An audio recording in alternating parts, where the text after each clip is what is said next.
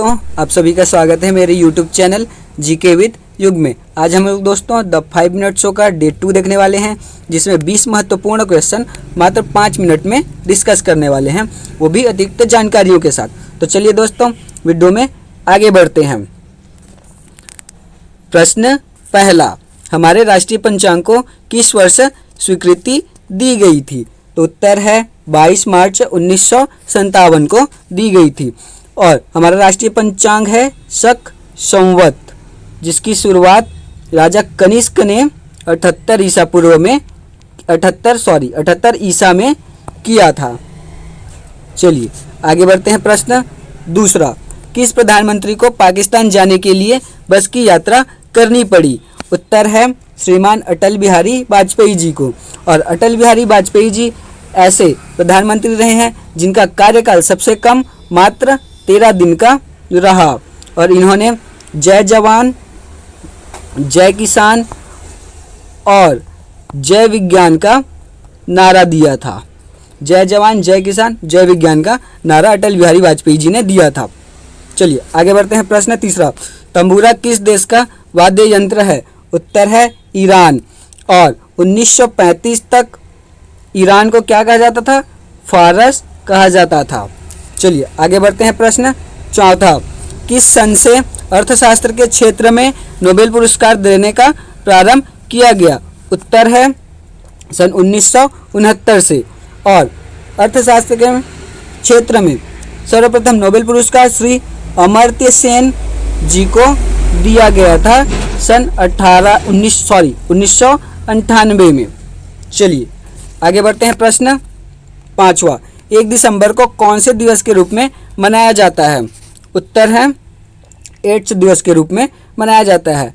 और 2 दिसंबर को विश्व कंप्यूटर साक्षरता दिवस के रूप में मनाया जाता है। विश्व कंप्यूटर साक्षरता दिवस। और 3 दिसंबर को विश्व विकलांगता दिवस के रूप में मनाया जाता है।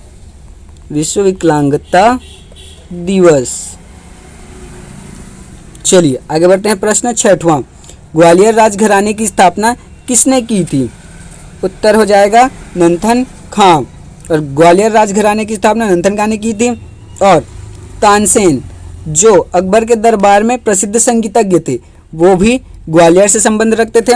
और रानी लक्ष्मीबाई जी का समाधि स्थल भी ग्वालियर में है। रानी लक्ष्मीबाई जी का समाधि स्थल ग्वालियर में है। चलिए आगे बढ़ते हैं। प्रश्न सातवां, दादा साहब फाल्के पुरस्कार की शुरुआत कब से हुई? उत्तर है 1969 से हुई।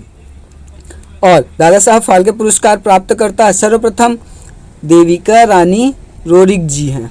देविका रानी रोरिक जी हैं। और दादा साहब फाल्के पुरस्कार फिल्मों से संबंधित हैं, और ये पुरस्कार सूचना एवं प्रसारण मंत्रालय विभाग द्वारा दिया जाता है। चलिए आगे बढ़ते हैं। प्रश्न आठवां, घास का अध्ययन क्या कहलाता है? उत्तर हो जाएगा एग्रेस्टोलॉजी कहलाता है। उसी प्रकार तितलियों का अध्ययन क्या कहलाता है?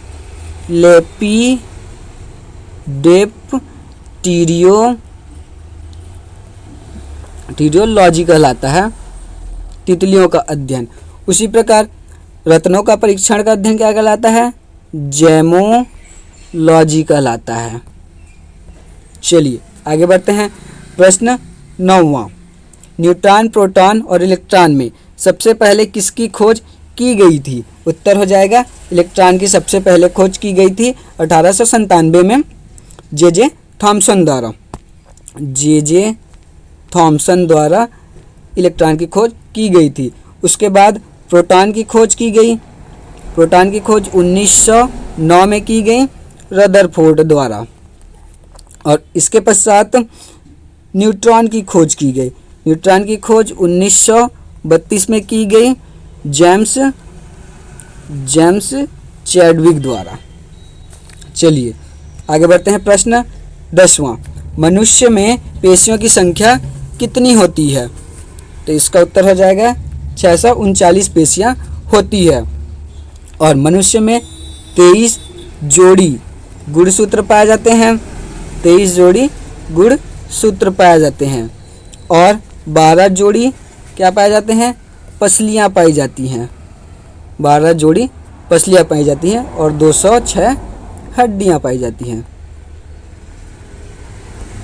चलिए आगे बढ़ते हैं। प्रश्न 11वां, प्लास्टिक विस्फोटक किसे कहते हैं? उत्तर हो जाएगा RDX को प्लास्टिक विस्फोटक कहते हैं और RDX को इटली में T4 के नाम से जाना जाता है और इसका पूर्ण रूप है रिसर्च एंड डेवलप्ड एक्सप्लोजिव। चलिए आगे बढ़ते हैं। प्रश्न 12वां, प्रथम भारतीय जो ब्रिटिश संसद के लिए चुने गए थे? उत्तर हो जाएगा दादा भाई नौरोजी।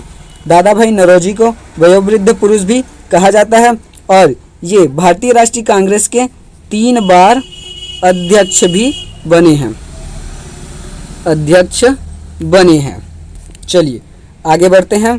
प्रश्न 13वां, सिख गुरु तेग बहादुर को इस्लाम धर्म न स्वीकार करने पर किसने हत्या करवा दी थी? तो इसका उत्तर हो जाएगा औरंगजेब ने हत्या करवा दी थी। औरंगजेब को और क्या कहा जाता है?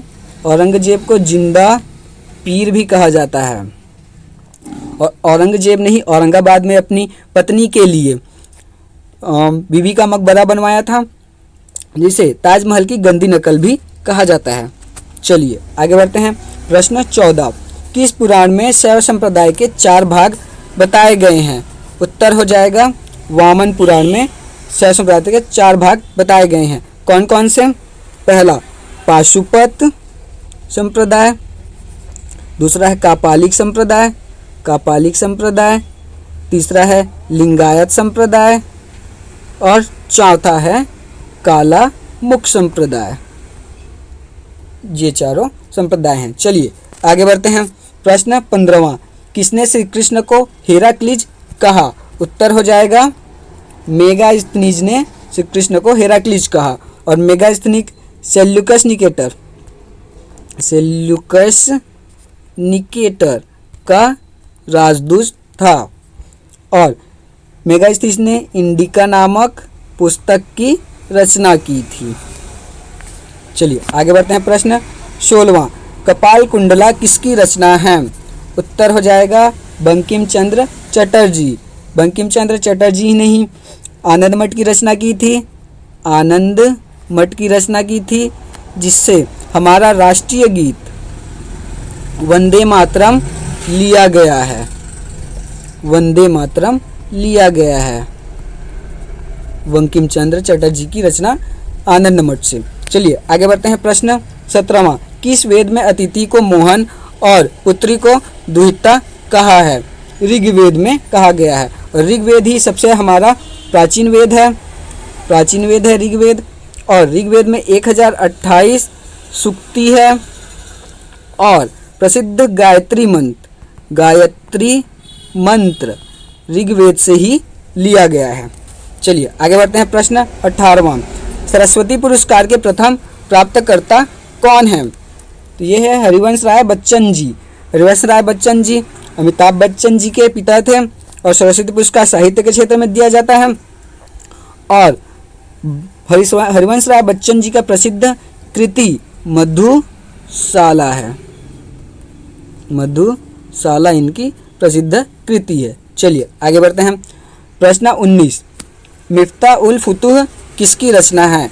उत्तर हो जाएगा अमीर खुसरो की रचना है। अमीर खुसरो को तबला और सितार का जनक भी कहा जाता है और इनको तोता-ए हिंद भी कहा जाता है। तोता-ए हिंद भी कहा जाता है। चलिए आगे बढ़ते हैं। प्रश्न 20 और अंतिम प्रश्न, क्विक सिल्वर किसे कहते हैं? उत्तर हो जाएगा पारा को Hg से प्रदर्शित करते हैं और पारा द्रव्य अवस्था में पाया जाता है और सीने बार इसका अयस्क होता है। सीने बार पारा का अयस्क होता है।